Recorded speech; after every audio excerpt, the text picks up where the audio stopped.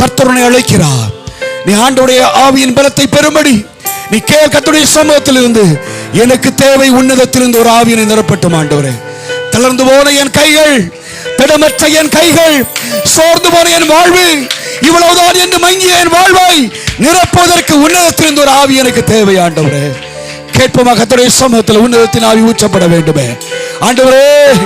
ஆண்டவரை உருவாக்குவதற்கு, உன் வாழ்க்கையில் ஒரு புதிய உருவாக்கத்தை ஏற்படுத்துவதற்கு, ஒரு திட்டத்தை தேவன் உன் வாழ்க்கையில் உருவாக்கி எடுப்பதற்கு நீ ஆண்டவருடைய வார்த்தையை நம்பி கிடக்க வேண்டும்.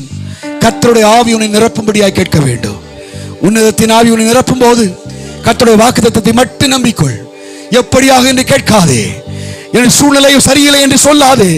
நீ கேள். உன்னுடைய வாக்கை நான் நம்புவதற்கு என்னை தைரியப்படுத்தும், என்னை பரிசுத்தப்படுத்தும், என்னை நீதியாக நடத்துவீராக. உன்னதத்தில் இந்த ஆவி உன்னை நிரப்பும் தேவனுடைய பிள்ளையே.